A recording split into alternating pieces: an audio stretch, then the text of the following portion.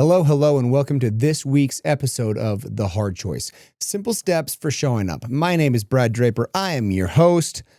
Let's rock and roll. As has been the case with so many episodes, I was on my bike.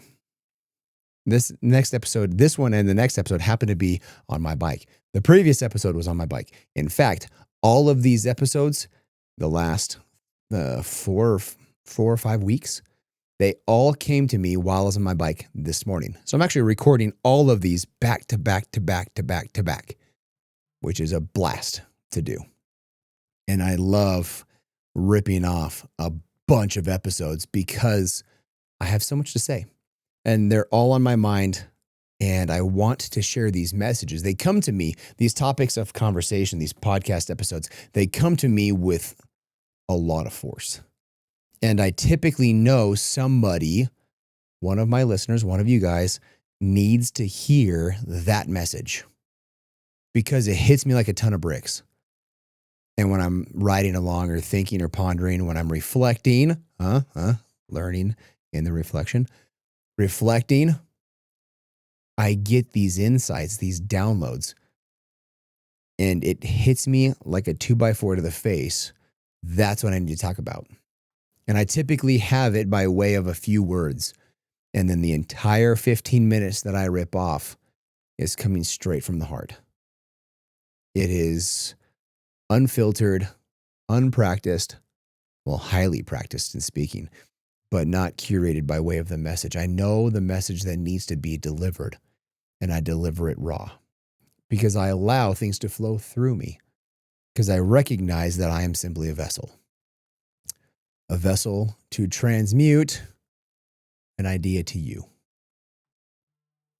And it's been so cool. One of the people that receives, the person that receives the most transmutation of the message is actually me. I'm typically 2 months out from when I record to when it's actually posted. So they come to me fairly fresh, fairly raw. When I give these messages, when I give these podcast episodes, like I said, I'm not running off a transcript. They are not documented on what I say or bullet points or anything. I just rip it. So I typically finish an episode and don't really know what I said. I know the message that was delivered. I know what it was about, but stories, connotations, quotes, things, they just flow through. I can't tell you how many times out of this 140 something episodes, I have received an impression, a thought, an answer to a prayer from my own podcast recorded weeks ago or months ago. Again, it's in the reflection, right? I'm reflecting down the road from the thought that I had. Very interesting. Very cool. Well, I was riding my bike, getting my butt kicked. I had headwind for most of my 28.2 mile ride today. I went further this year than I have all year. I decided to go a little further, and that goes back to the idea of doing a little more, the power of one more. I was riding my normal ride, which I've been extending slowly over the season. It started out at 15 miles and went to 17 miles and went to 19 miles, went to 20 miles, 21, 22, 25, 26, and today was 28.2. Instead of stopping at one light, I decided to go to the next light. Well, that next light was a mile down the road. I didn't think it was that far, but it was. So that increased by 2 miles on my run, or on my ride. My distance, my run, you know what I'm saying? Figure it out, come on. And as I was going, I was climbing a hill. Now, when you're breathing during endurance sports, breathing is a skill. In fact, most people breathe incorrectly. But once you learn to breathe, so many things change in your life. I actually have an altitude mask that teaches you how to breathe. I gotta find that thing and train with it again because it's awesome. But you teach yourself to vacuum in with your diaphragm versus pulling in with your chest or your muscles. You just use your diaphragm and expand your diaphragm. It's fewer muscles and it vacuums in air much, much quicker. You can fill the capacity of your lungs in a fraction of the time that it would to just inhale. It's amazing how it happens. It's just, and that's it. But when, I don't even know if that translated over the mic or not. If it did, cool. If it didn't, I was breathing, breathing in. As I'm climbing, I'm taking these deep breaths in and then deep breaths out. Just these long pulls in, long pushes out, making sure I maximize the amount of oxygen I have in my lungs for these hills. If I don't do that, I start to cut my breath short, which is the very definition of hyperventilating. And then you get lightheaded and you lock up your muscles and your muscles seize. So what happens is as you're doing something, think about when you're sprinting or you're doing something with a lot of energy, maximum energy. You typically start to exhale, but feel like I need oxygen. So you only do a half exhale and then inhale and half exhale and inhale. What occurs in the lungs is when you're exhaling out CO2, right? We all know this. You inhale O2, oxygen, exhale out carbon dioxide, CO2. When you don't have a full exhale, you still have CO2 residing in your lungs. So when you breathe in oxygen, it's mixed with CO2. It's not as dense. It doesn't have as much energy in it. You need the oxygen to have the ATP process, the metabolites go through the body to metabolize the nutrition for energy to keep going, along with a whole lot of other biomechanics, most of which goes over my head, but I know that much. And so when you cut your exhale short so you can get inhale, you're actually hurting yourself. Now, here's the thought process for most people. As you're exhaling, you get this mini panic on I need oxygen. So you kind of like that. That causes you to become lightheaded because you're mixing CO2 and oxygen and you're power breathing, but you're not actually depleting all the CO2 in your lungs. So I consciously full exhale, kind of like that.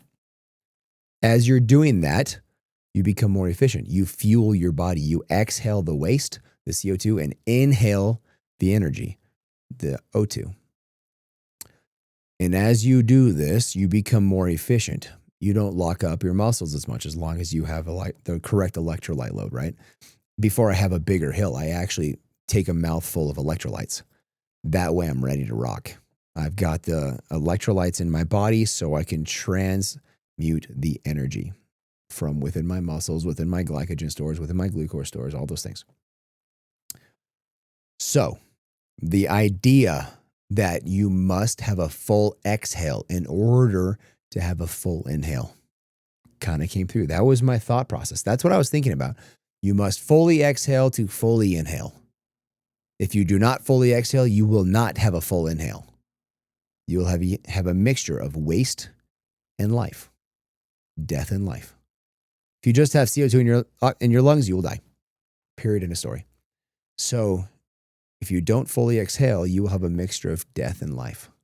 But if you fully exhale fully release the waste, you can then replace it with life. Where in your life are you doing this? Where in your life are you allowing a full exhale so you can have a full inhale versus having a mini panic attack and saying, I need to get this exhale done as fast as possible, or even just cut it short so I can inhale because I need oxygen? Maybe what in your life you need to do is release more waste, dump more waste, release some things that are holding you back. Release the baggage. Take the rocks out of your backpack. The old adage of hiking a mountain full of rocks in your backpack, you can dump the rocks. You're the one carrying them. You're the one not exhaling all the way and releasing the waste, releasing the CO2. You're the one that thinks you need life, but in reality, you got to release the chains. These chains you think you must retain in order to have the life. The opposite is true. You have to fully release and fully exhale in order to fully inhale.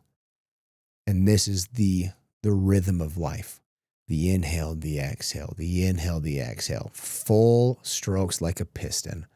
up and down all the way. If a piston is not fully depressed down in the cylinder, it will not have maximum expansion.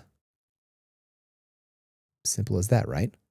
You allow for space for expansion, for the explosion, for the energy. If you don't go all the way down, you do not have full leverage. A diver on a board, if they do not use the full suspension on that board, they're not going to go in the air as high. There's not as much depression, therefore there's not as much expansion. You must depress further. You must release the waste. You must go to the bottom in order to go to the top. In all things, all experiences, you will have to have that. And if you don't allow it to happen, it will find its way in your life. This is called a true, meaningful, contrasting life. Adding in contrast adds in depth. And that depth creates the beauty. If there's no contrast, it's all saturated out and flush and flat and boring. The contrast, the inhale, the exhale, the inhale, the exhale, that creates the beauty. That creates the life.